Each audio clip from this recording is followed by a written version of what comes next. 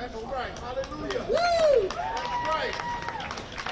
That's right. Hallelujah. Good morning, everyone. My name is Maddie Lacewell, and I'm the president of the Springfield chapter of Mass Senior Action. I am a lifetime member. Good morning.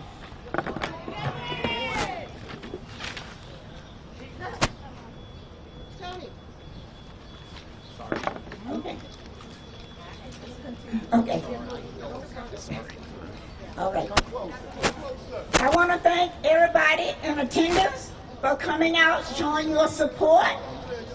Now, for the past 40 years, Mass Senior Action Council has been working to empower seniors to have a voice on issues and policies that impact our lives and our communities. The current national reckoning with systemic racism and injustice has led our community to self-examination. The current national reckoning of systemic racism and injustice has led us to this. Members of the Greater Springfield chapter has been meeting to discuss our experiences with the police. Systemic racism and racial profiling are the root causes of police abuse, and in some instances, murder,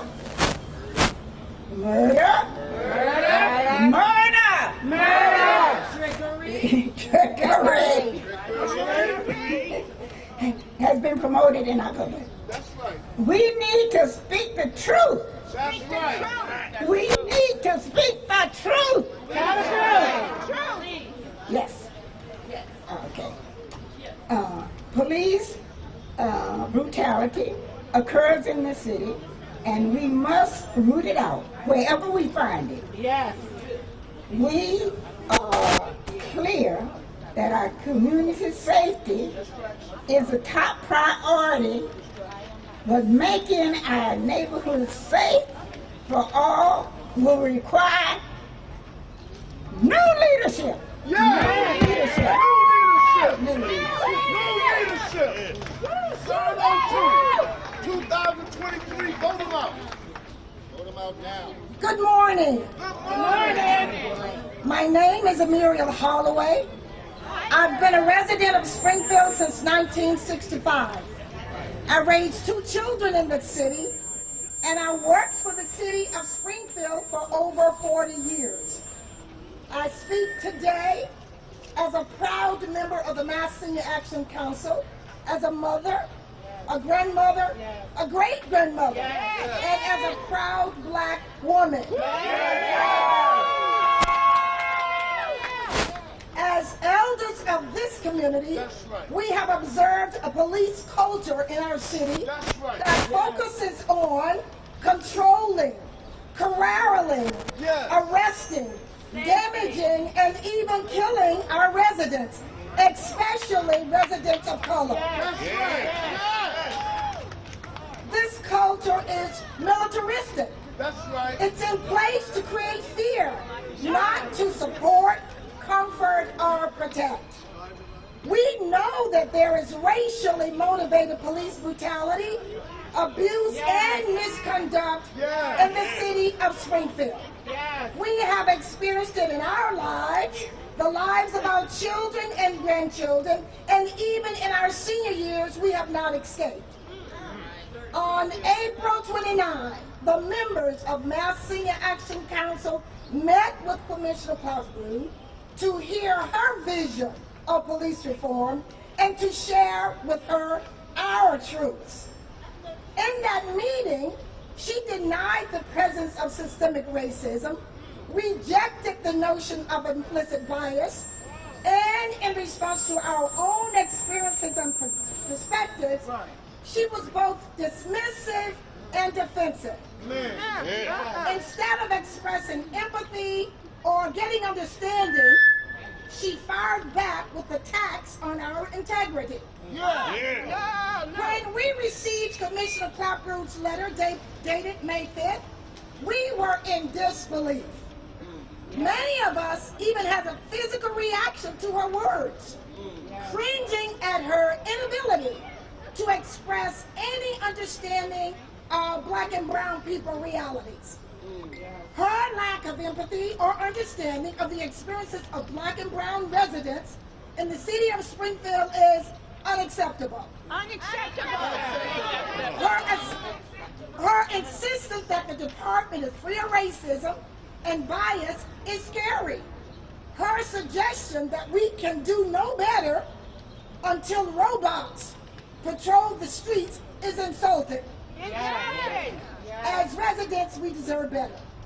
As Black and brown residents, we demand leadership that will acknowledge our history, value our experiences, and work with us towards a police department that protects and serves all of its residents equitably. Black lives matter too. Yes, they do.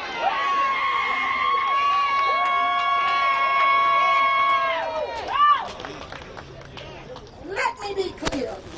We are not anti-police, nor do we believe that all police officers are racist and ill-intended. After all, even a rotten tree occasionally bears good fruit. As residents, we want to live in a city where we're respected, where our great-grands can grow and thrive. We need the police, but we must redefine their role and build a partnership. This cannot happen under the leadership of Commissioner Cheryl Clapprood. We come here today to call upon Mayor Shino. He refers to himself as the People's Mayor. We call on him for the immediate removal of Commissioner Cheryl Clapprood. It is clear that her leadership will never lead to the change we need, a change that we must have. Furthermore, we call upon the mayor for an open process involving both the community and the city council for input on the replacement of her leadership. Yes. Mayor Shino, do you hear us? Do you hear us? Mayor Shino, your words mean nothing. Your actions will show us whose side you're on, where your allegiance is, and who you respect, value, and appreciate.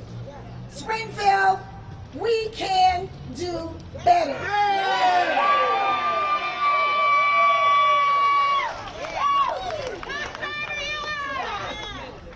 Good morning, ladies and gentlemen. Good morning. Good morning. Good morning. My name is Tony Bass, T-O-N-Y, Tony, B-A-S-S, Bass, and I am the Vice President of the Springfield chapter of the Mass Senior Action Council. At this moment, we'd like to introduce one of our city councilors to give a few words, and we'd like to have Ms. Tracy Whitfield come to the podium, please. Good morning, everyone. I'm City Councilor at Large Tracy Whitfield. This is my granddaughter, Jerry. We got to start them off young and doing what's right. I want to thank Mass Senior Action for putting this together, asking for the resignation of Commissioner Clapprood.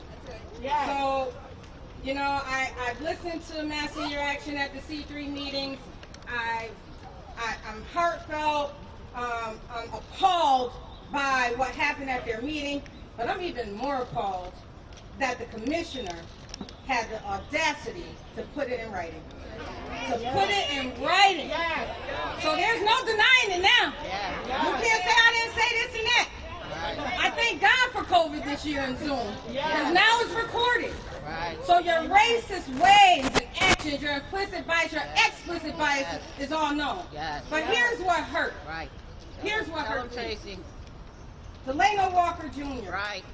was Right. a 15-year-old black boy. Right. His mother gave him permission to go to McDonald's and get food, and he never returned to her alive. Yes. And the commissioner had the audacity to say, we need to not bring up things from the past. Yes. We need to not bring up things from the past. Every fallen officer is remembered, Right. rightfully so. And you mean to tell me Delano Walker Jr. should not be remembered because Sean Sullivan, and I'm going to say his name, Hey. Sean Sullivan, racially profiled these boys on bicycles, Right. choked my Right. godson, Right. he stumbled into traffic, Right. and he lost his life. That was not for whatever reason. No, it wasn't. No, it And she wasn't. said for whatever reason. Right. That was not Not for for whatever whatever reason. reason. But I'm going to give up my time because my friend, my sister, Kisha Owens, mother of Delano Walker Jr., has always taken the high road. She didn't come after Mayor Sarno for not writing his nice little handwritten letters. I know some of y'all out here have gotten some. Yep. I know. Okay? Yep. She has not came after anybody in the city, and no one offered her condolences. No one. And to say her son doesn't need to be remembered is An insult. disgusting. Yes. Yes. Disgusting, okay? And so I stand here in solidarity today with all of you, and I ask for the same resignation Yes. of Commissioner Clapprood. And now I'll turn it over to the mother of Delano Walker Jr.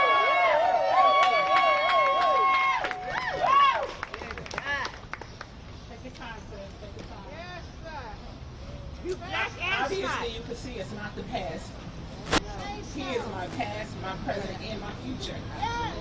He is a part of me and my family. Take your time. We're praying for you and with you.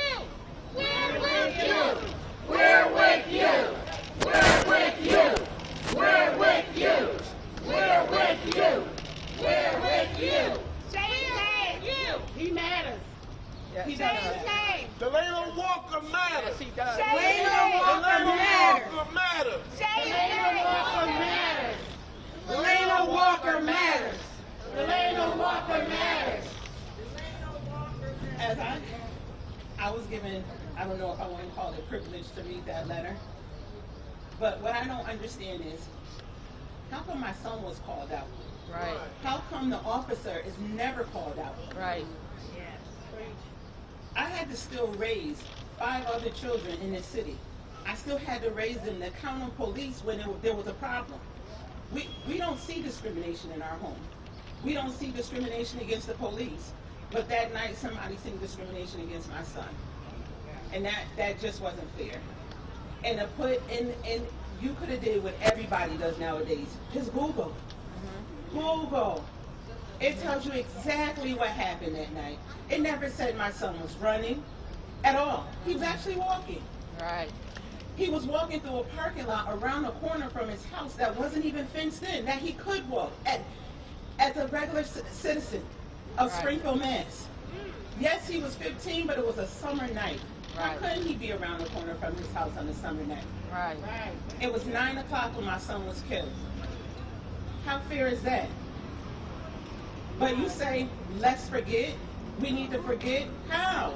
How can we forget? When you gave this man a raise, in 2018, he got a raise. My son will never be promoted to anything. That's right. He couldn't get Right. promoted to high school. He couldn't go further and get promoted in a job. We have a new addition to our family. He couldn't even be promoted as an uncle. Right. Do you think his life didn't matter? How dare you? His life mattered, and it matters every day. We're all human, and I would hate for anybody to go through the pain, as you can see, that we still go through. We still go through. Next month will be 12 years my son's life was taken. And yet and still this city has never, ever came and said, we apologize for the death of your 15-year-old son. Right. That money you gave, you know what? I can't even pay my electric bill with it today. I know that's right. So therefore, it didn't bring back my son. It didn't erase the memory. We still don't have them, but you guys, everybody else can still live and go on with their lives. Stop erasing what these people did. We teach our kids from growing up what's wrong and what's right. How come you're not doing the same with Springfield Police? Exactly. Yes. Yes. Yes. I love you, Cheryl. Shame on Cerno! Shame on Cerno! Shame on Cerno! Shame on Cerno! Shame on Cerno! Shame on Cerno! Shame on Cerno! Shame on Cerno! Once again, I want to thank everyone that came out today. And I know it's a warm, hot day, but so is it on our block. And we got to put an end to the systemic racism and the problems that exist between the city and the police department. Once again, my name is Tony Bass, Vice President of the Springfield chapter of the Mass Senior Action Council. And I just want to give a few brief words to say that I've been on both sides of the fence. I'm going to tell a quick story. When I was a youth, and there was a department store on State Street called King's Department Store. Some of y'all might remember it. And, you know, it was right in our hood. I would go there almost every day just to shop around. It was a big store. So one day I went in and looking for baseball. Me and my brothers and friends, we were on the baseball team, and we just want to do our own practicing. And a police security guard was watching me, following me, and I said, let me get this ball and get up out of here. Got to the cashier's counter, and now he's frisking me down. So that was my first encounter of how we get profiled regularly. And speaking of profiling, I was pulled over by state troopers for what they call speeding. But I was in the slow lane while cars were passing me. I had my hat on backwards and had on some sweats. And they pulled me over. They said, you know why you stopped? Do you know why we're stopping you? I said, no. They said, you were speeding. I said, speeding? I said, that's what I said. So I said, okay, cool. So now what? You know, they said, you want to see my driver's license registration? Yes, we want to do that. We'd like me to step out the car. So I did that.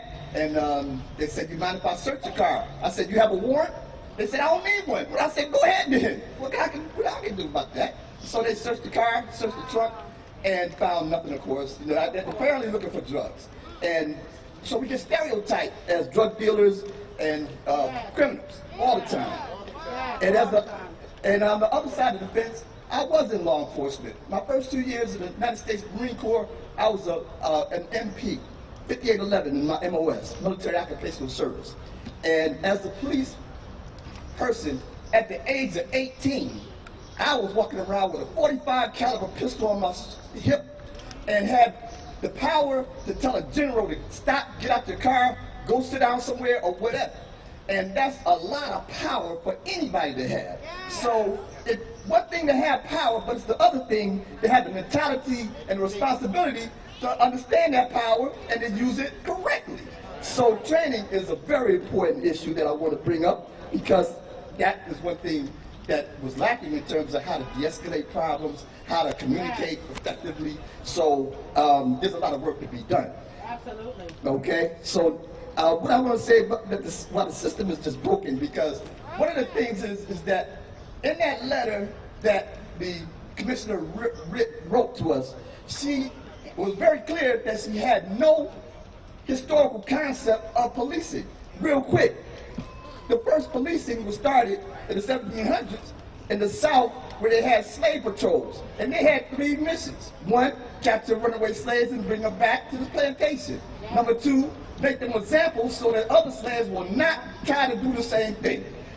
And they were brutally murdered and abused and on and on and on. The third thing that they did came after the Civil War, and that was to maintain Jim Crow and hence the evolution of Ku Klux Klan and other racist organizations. So, putting that into perspective, we go up to the civil rights. Now, policing during the civil rights, most of us were experiencing it. You know, I was at Technical High School when Dr. King was killed, and we ran from the police and from other students. But the thing is that because of the brutality that we faced all throughout history, that's what brought about the development and the civil rights of the Black Panthers to protect our community. They were not the adversaries. They were doing the job that police didn't do. So we're going to just wrap it up. I'm going to say that, we need new leadership in this community. And that's why we're here. Because if you don't recognize the problem, how are you going to fix it? If the Department of Justice comes to your city and tells you you got problems with your police force doing illegal things, search and seizures, and planning and things of nature, that's a problem. And so we want to say that, we had, just to continue on to say that we're here, that's why we're here, is to say that enough is enough, and we'll take no more. So we're taking a stand, and we thank you all for coming. And I want to thank, so at this point, I'd like to introduce our Secretary of the Mass Senior Action Council, Bernice. Bernice, if you would kindly come to the podium, please. Wow.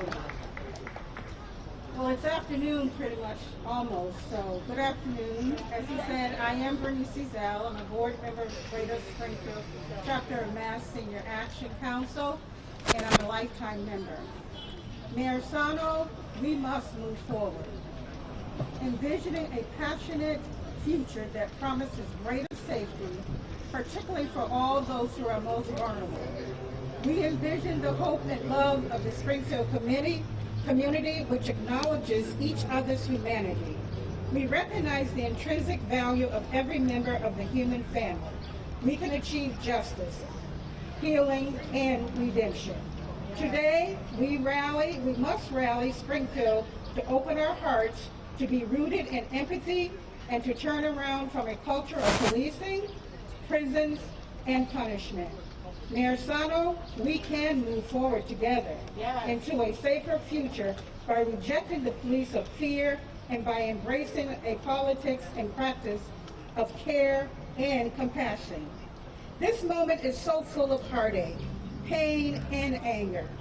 But perhaps we can take a solace in the words of Tupac Shakur. Come on. His quote is, "Out of anger comes controversy. Out of controversy comes conversation. Out of conversation comes action." End of quote. Well, I hope you all know we had the conversation. And now, Mayor Sano, we demand action. That's right. We believe that our city will benefit from police reforms that are based on 3 reforms. Number 1, Mayor Sano, we want a redefinition of the role of police in residents' lives. Police are employees of the community. They are paid to protect and serve all residents of the community. Mayor Sano, residents should not fear for their lives. Residents should have a feeling of comfort when they see a police person. The police need to approach residents with respect, sympathy, and empathy, and not make assumptions based on the color of someone's skin. They should provide guidance to residents and opposed to trying to catch a resident doing something wrong. They need to de-escalate situations in the community and manage their own racist and white supremacist behaviors. That's right, that's right, that's right. Our second vision, Mayor Sano, police need to be held accountable for their actions. As it is with any employee of the city, police need to be monitored in regards to their behavior with residents. There should be a clear process for review of police behavior with residents and guidelines regarding how to address police behavior when incidents of violations of residents' rights are observed or reported. Mayor Sano, it is unrealistic to expect police to provide oversight solely to themselves. Our Mass Senior Action Council chapter is in support of a citizen review board to monitor and participate in this process. Police are employees of our residents. Our residents should participate in this process of oversight and review. Our third vision, Mayor Sano, is already been mentioned. Police training needs to be reevaluated and revised. As we engage in conversations with our members about police reform, Training was identified by all as an essential element in bringing about change. Yes. Mayor Sarno, in order to make an impact on the police culture in the city of Springfield, the training of police officers need to be embedded in anti-racist theory and practice.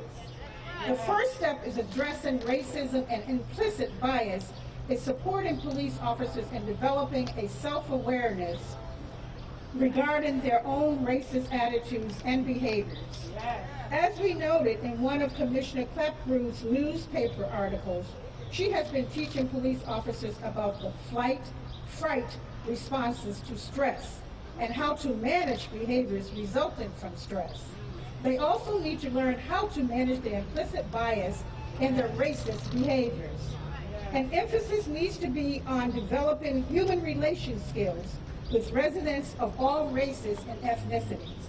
Police need training and understanding their role as a supporter and protector of the residents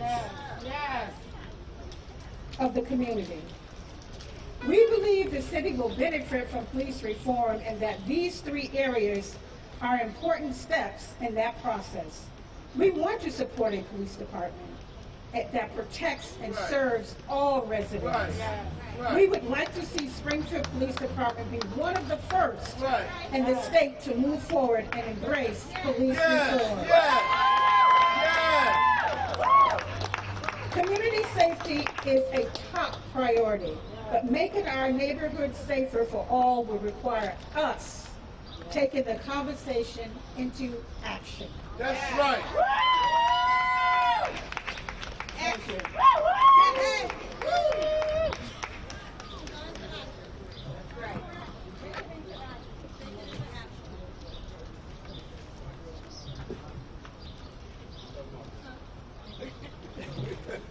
Thank you, Rev.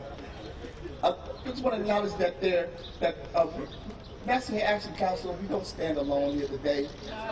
There are many organizations that are in support of this initiative, and I just obviously acknowledge the Springfield City Council. We heard passing up the comment from Ms. Tracy Whitfield. We're hearing from other councilors, and also the Western Mass Area Labor Federation, the Racial Justice Committee member Ethel Everett. Alden Baptist Church, Dr. Love.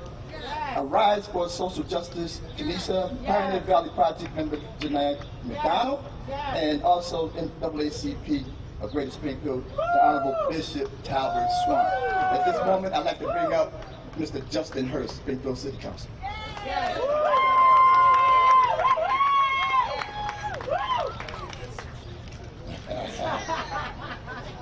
Thank you, Tony, and thank you for your service. Yeah, an awful lot of police officers for rallying the seniors. First of all, let's give a round of applause for Miss Owens.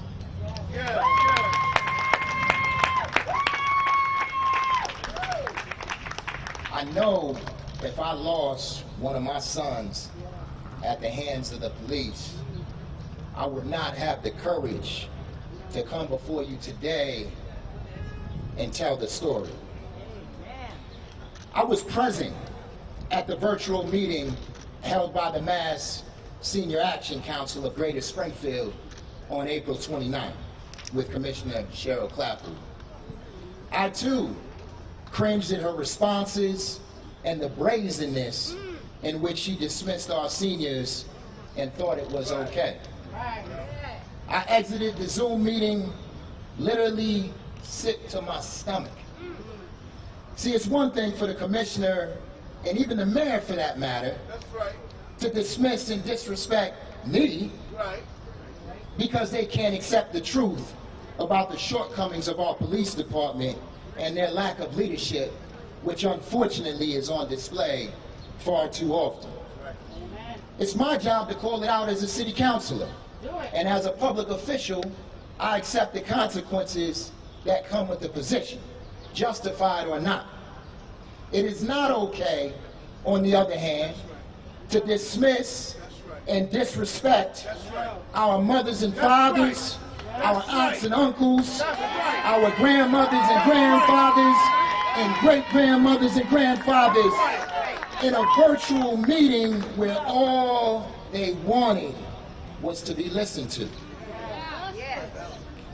What disturbed me most about Commissioner Clapprood's comments was not that she harbored the views that racism, systemic racism, and implicit bias do not exist in her department, but that she felt comfortable enough to espouse them publicly.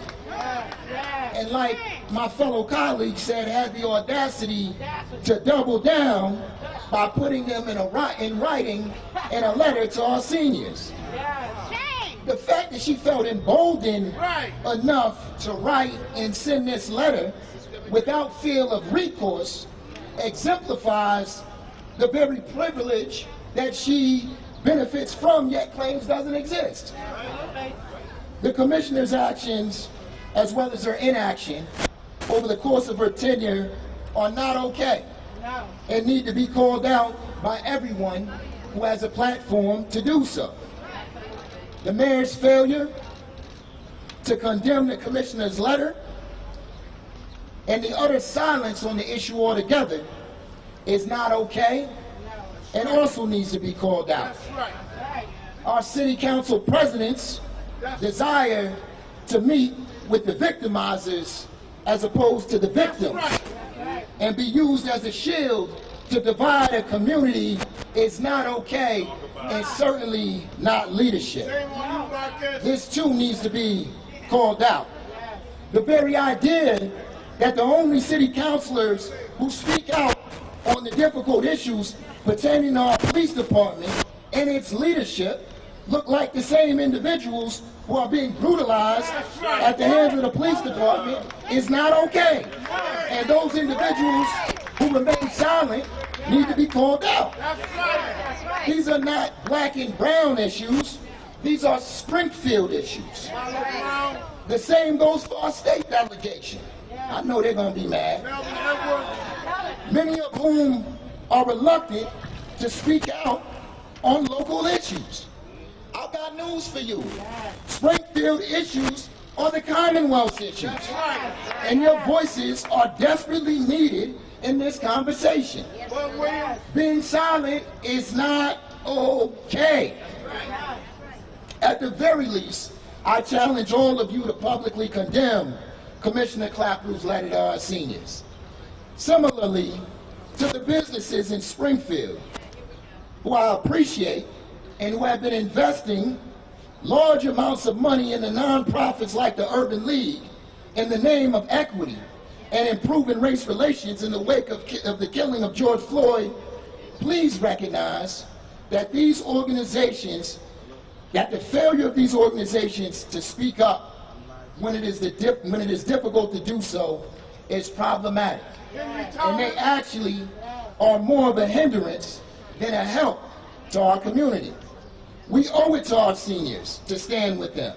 And again, the Urban League and every other service organization in this city who believes a better Springfield is possible and necessary must speak up at such a pivotal time in Springfield's history. At the very least, condemn the commissioner's letter. The people who these organizations serve are directly impacted by the commissioner's comments. I personally stand with Mass Senior Action Council and calling on the resignation of Commissioner Cheryl Clapprood because their fight is my fight. And the future of Springfield is dependent upon the courageous voices of all of you here today. Thank you.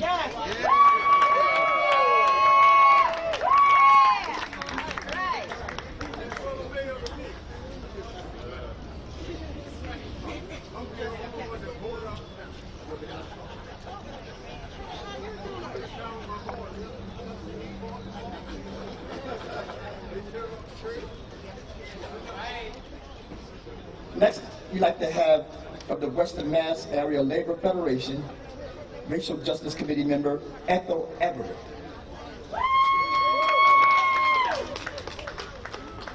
Good afternoon. I stand here to say that the labor movement knows it cannot win economic justice without racial justice, and that Black lives matter. Our economic and political systems are rigged in favor of the super wealthy. Racism in all forms must be abolished so that our multi-racial working class can unite. Our community has been called out by the Department of Justice for abuse against my Black and brown brothers and sisters. I am here today to stand with the Mass Senior Action Council to say enough is enough. We cannot move forward. We cannot move forward without addressing the injustice of the past. We cannot move forward without a new plan which includes the community's voice. We will use our collective power to add to your call for justice by standing with you, your call for Mayor Sarno to remove Commissioner Clapprood. I am part of the labor movement, and I fight for Black lives.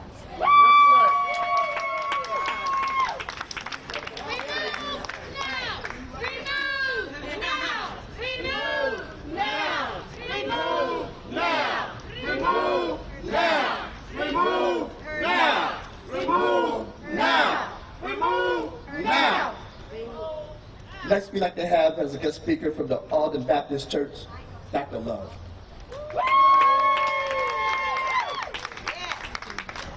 Good afternoon. For those of us that have a robust faith life, we understand the power and presence from those that show up at a specific place, at a specific time, with an expectation that something has to change. That something is the much needed change that needs to occur here in Springfield Police Department leadership. More specifically, having just celebrated Pentecost just 17 days ago, we are familiar with the scene, and they all were in one place, on one accord. And together, when people are in one place, on one accord, something has to happen that forever changes the course of local communities, and that is, we need a new police commissioner, and may I add, a new mayor. That's right. Well, that's why we're all here today. To be on one accord with the expectation that something needs to happen to bring about true, genuine, and transparent change in our communities. Specifically, new leadership in the form of a police commissioner that looks like myself, who has been down and on the other sides of the tracks and does not operate in unearned privilege and authority that is not bestowed upon someone who does not look like her. Here, we need somebody who has emotional intelligence. We need somebody who can show empathy. We need somebody who has something that's referred to as cultural intelligence. How in the world can you sit on a call with Black folks and dismiss their lived experience as that is something of the past? To me, that's somebody who slipped on stupidity and bumped their heads. Amen. I wish I could tell it like I really feel it, but you know, I'm wearing the mantle. And we need somebody who understands cultural intelligence. Cultural intelligence is simply the skill that relates to being able to work effectively in culturally diverse situations. She has no cultural intelligence. She has no understanding of it. And to stand on your 42 years of service here in Springfield Police Department, it really exemplifies and highlights just how out of it you are. If that was the past, ma'am, can I tell you, you were part of the past for 42 years. I'm off script now, but it is what it is. How, Bishop, can we sit and allow somebody, a white person, disrespect our elders, who are the gatekeepers of wisdom in our communities? It cannot be allowed. We can't stand for it. And we collectively not only have to petition for change, but we got to show up to the polls and make change happen. Listen, let me close. I was on that call. I was appalled. My grandfather started ringing in the back of my head and wondered what Pawpaw would do if he was here. to hear somebody speak to his fellow brothers and sisters like that. I wonder what my daddy would do. Yeah, and then I couldn't sit still, Bishop. I had to say what I would do. Daddy would say, if I had not been saved by the grace. I'm just being real today. Listen, when I listen to her stupidity of dismissing the lived experience, Madam, can I tell you, it's the past that promotes and develops the present. And it's the present that tints, darkens, or illuminates the vision of the future. If you have no understanding of the past, you sure enough can't see the future. I wish I had somebody. In closing, Cheryl Clapprood, in reference to your 42 years of service, I want to help you understand something. Maybe you have confused quantity with quality. Just because you've been a part of something for so long does not mean you have been effective during your term of service. Quantity is different than quality. What we need is some leadership who has both and has cultural intelligence. Well, this is not in my script, but there's a man that's standing behind me in a powder blue suit. You can write the endorsement check later.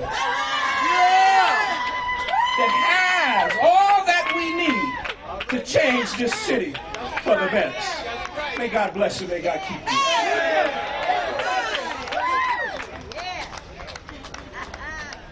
Yeah, that's a wake-up call right there. So, yeah.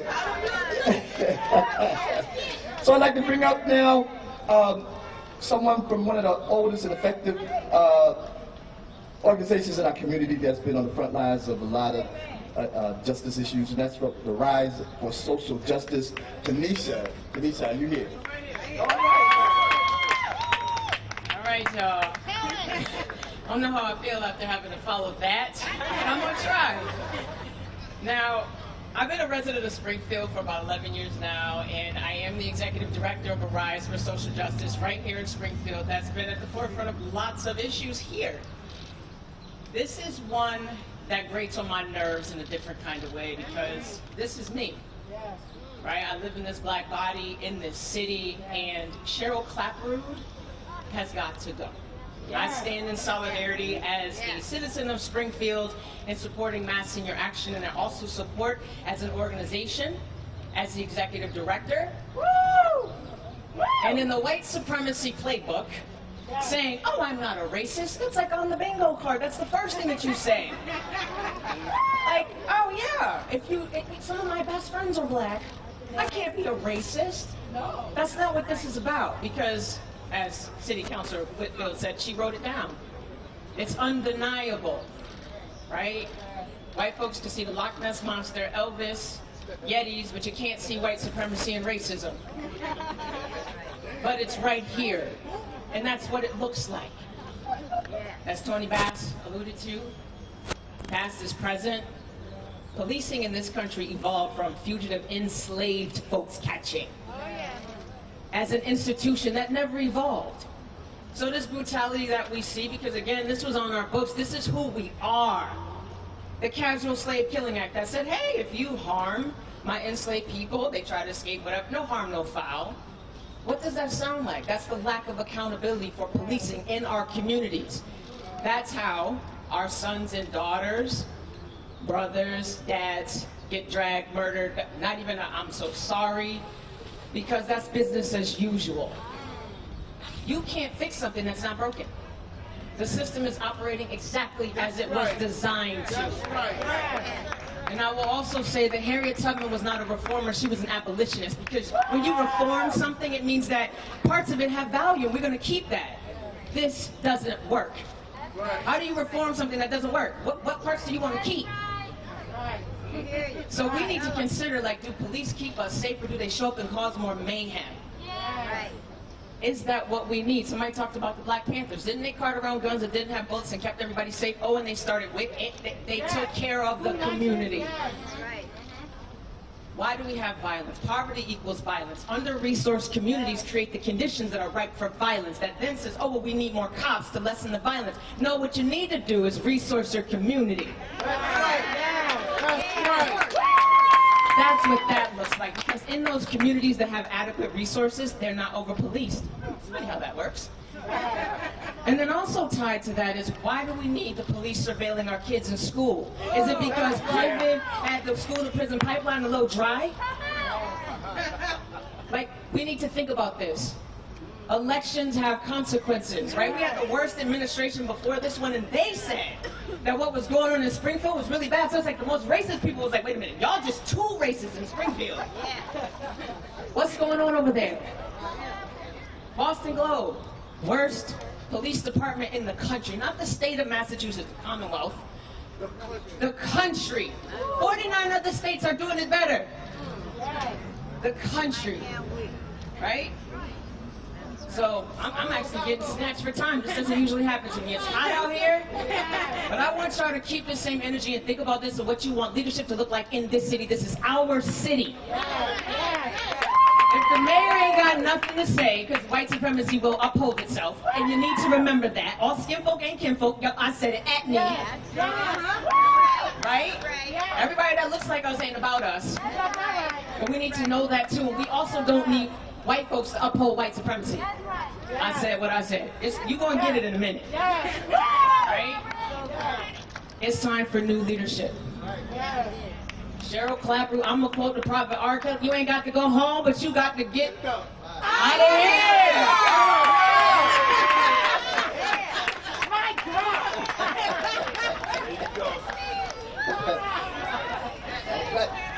I think she followed that, Reverend Love, just fine. So next, we're going to have some words from the Pioneer Valley Project member, Janai McDonald.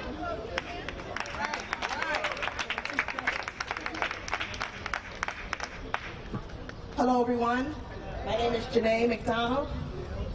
I sit on the board of directors of Pioneer Valley Project. I'm also joined here today by our board president, Reverend Lewis.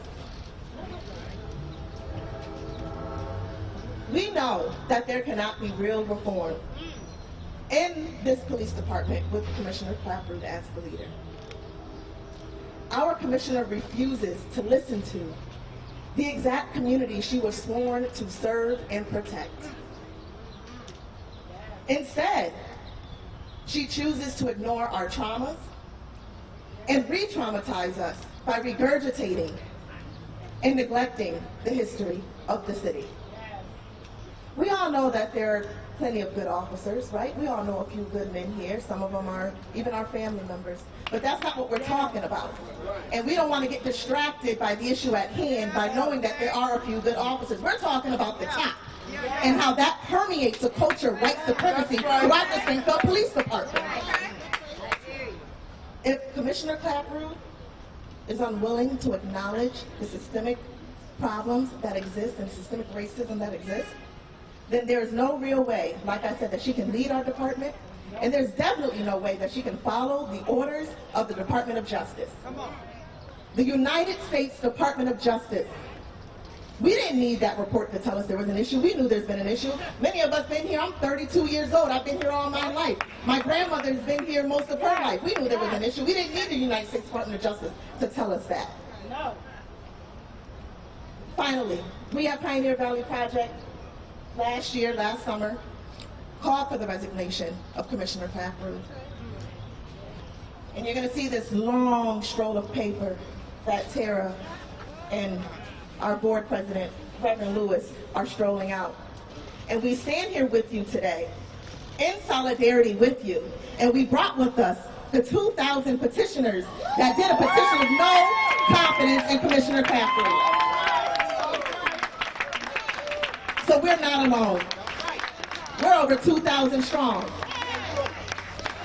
Our city's elders deserve better. Our children deserve better. And the community at large deserves better. Thank you. Janae McDonald, Ward 4. Vote for Janae McDonald, Ward 4. Vote for Janae McDonald, Ward 4. Right at this moment, we're coming to the end of our presentation, but I want to acknowledge all of those who are part of the Pastors Council. If you're here, could you please acknowledge yourselves?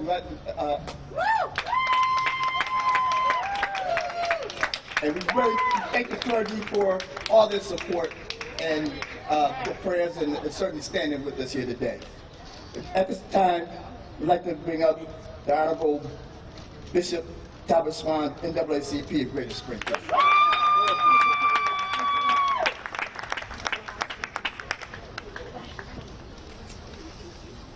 I want you to pay attention to the fact that on yesterday, the president of the Springfield City Council met with Mayor Sarno, allegedly about the letter and the sentiments expressed by the commissioner.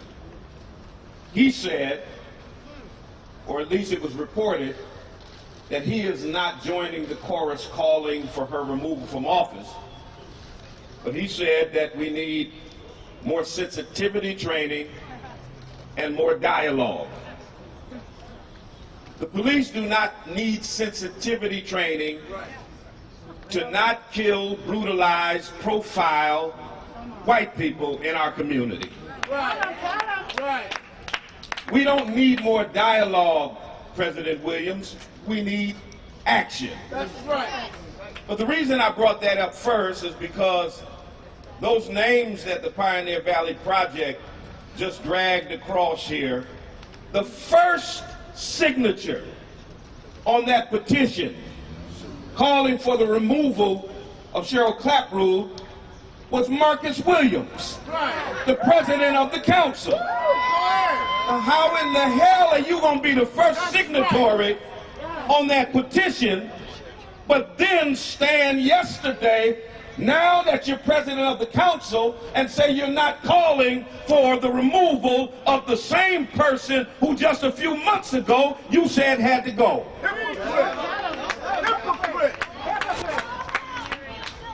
14 police officers being prosecuted for brutalizing black men or perjuring themselves by trying to cover up the crime.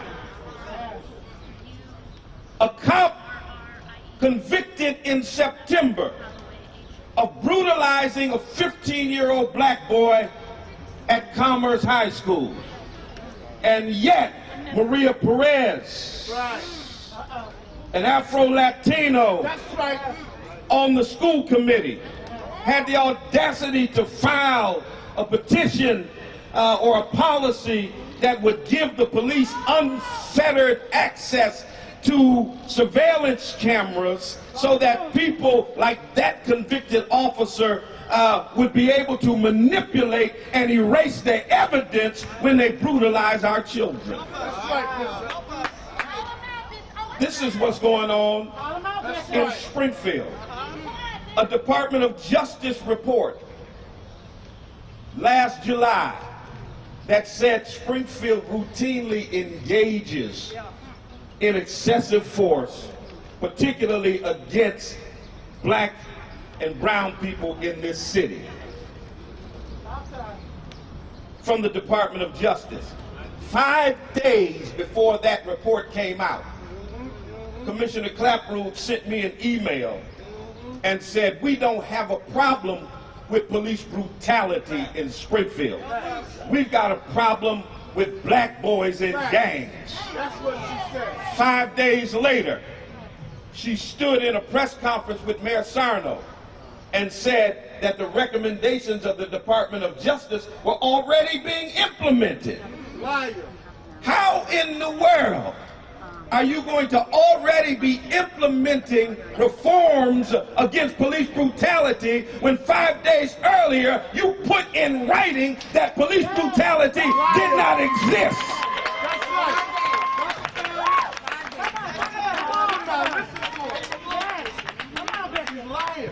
She said, there's no systemic racism.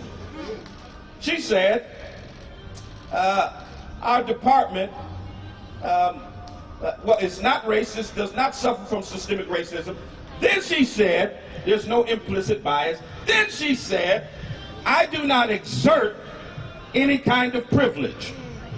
Listen, I've been here my whole life, and I've been on the forefront of police reform for 30 years.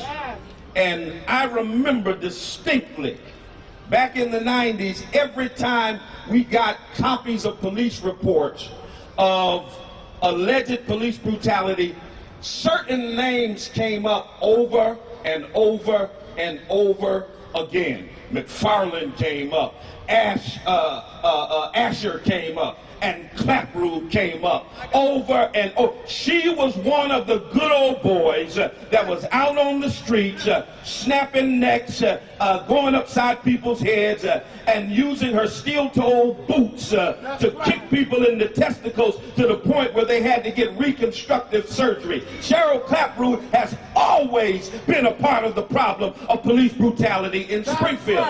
Then, on top of that, she was convicted of falsifying a police report, perjuring herself, lying on a police report. Then she still rose to become the police commissioner. If that ain't privilege, I don't know what the hell privilege is.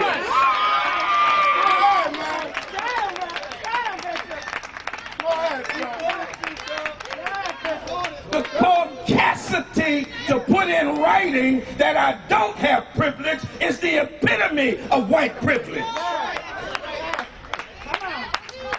Y'all have to excuse my passion because, you know, listen.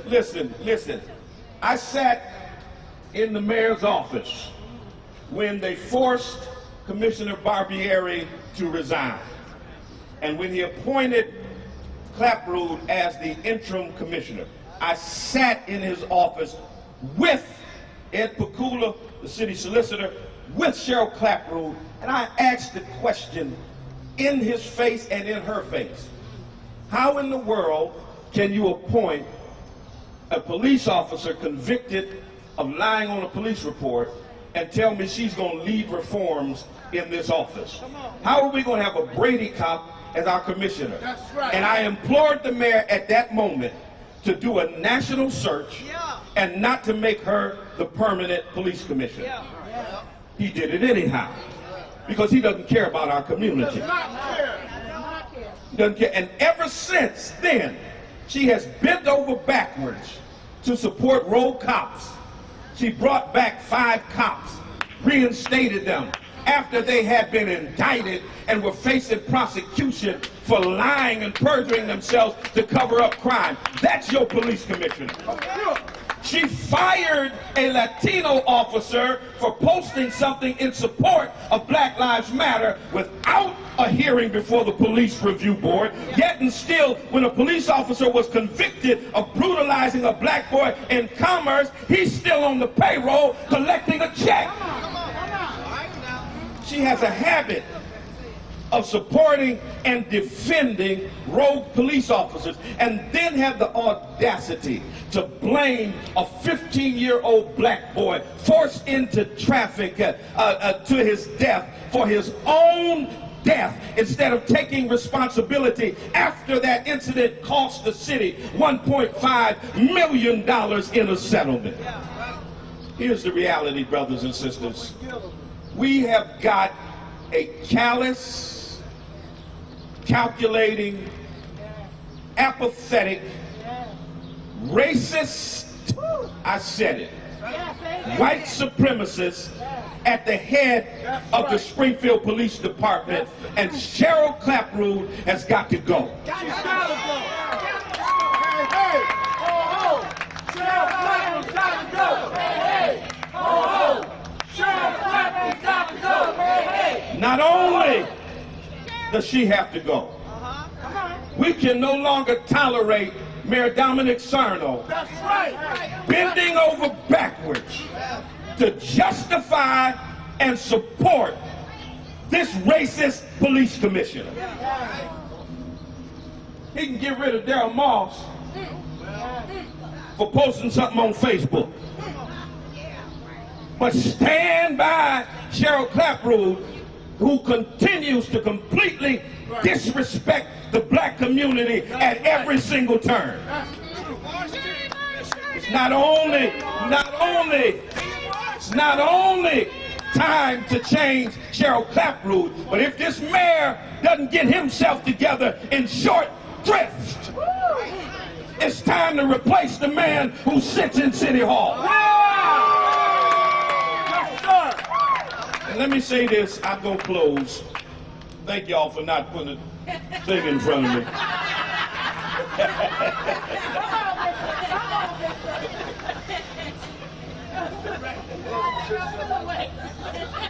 I sent a letter out of respect for Judge Roderick Ireland.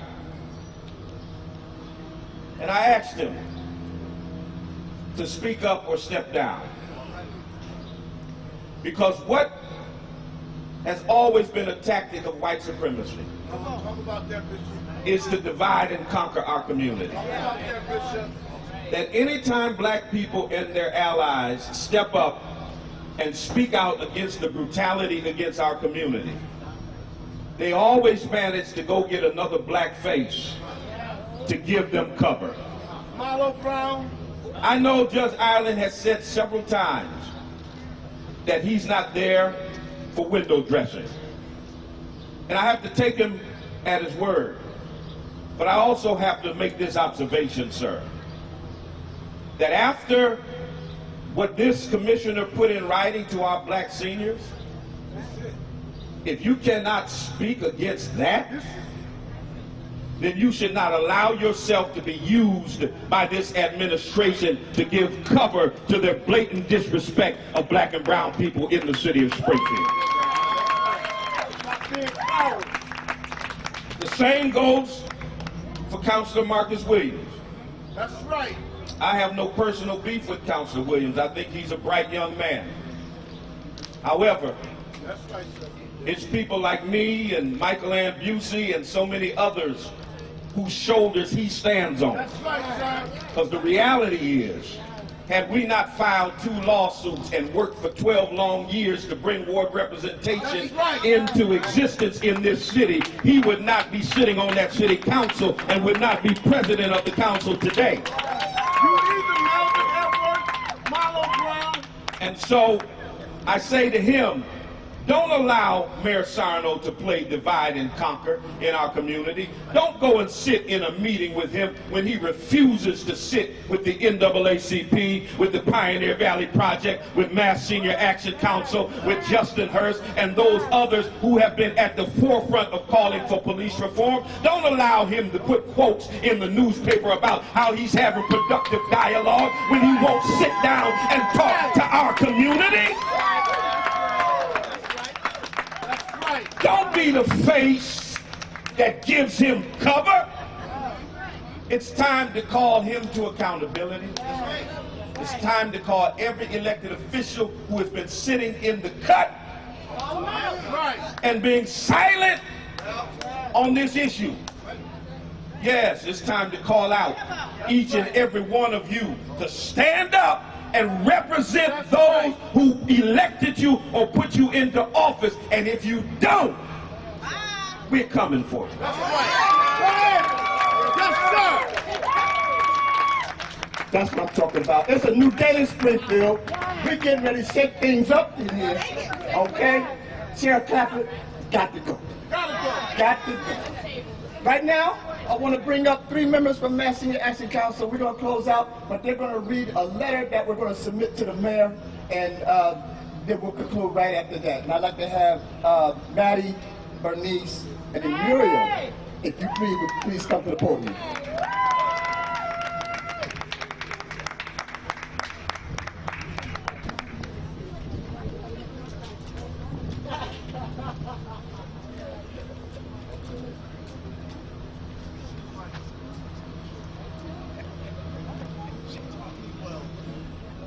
Thank you, everyone. The members of the Greater Springfield chapter of the Massachusetts Senior Action Council add our voices to the members of the Pioneer Valley Project, the Greater Springfield chapter of the NAACP. Arise for social justice. Springfield, no one leaves. To call for the immediate removal of Commissioner Cheryl Clapprood.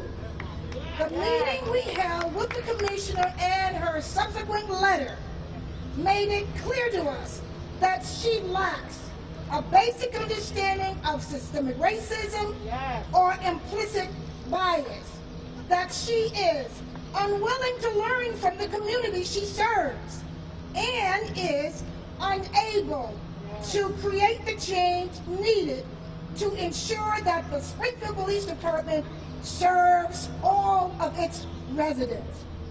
Furthermore, we call upon you, Mayor Shino, to ensure both community and the City Council have input on the future leadership of the Springfield Police Department and the much needed reform. This is the letter that has been submitted on today, June 9, 2021, to Mayor Shino, and it's signed by our Mass Senior Action Council President, Mrs. Maddie Lacewell.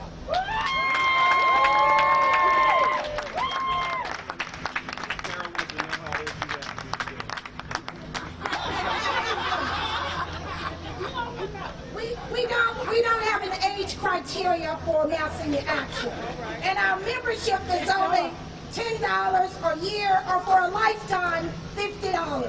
And our numbers matter. So yes, we are recruiting because there is power in numbers. Cheryl Clapprood's gotta go. Hey, hey, ho ho. Cheryl Clapprood's gotta go. Hey, hey, ho ho. Cheryl Clapprood's gotta go. Hey, hey, ho ho. Cheryl Clapprood's gotta go. Hey, hey, ho ho. In closing, I'd just like to thank everyone that came out to support. I'd like to thank all of the guest speakers we've had. And certainly want to give a shout out to the leadership of Mass Senior Action Council. We thank you for all that you've done for our community, for our seniors, and you're always up there for all of us. So we thank you, we appreciate you, we love you. And now we're out.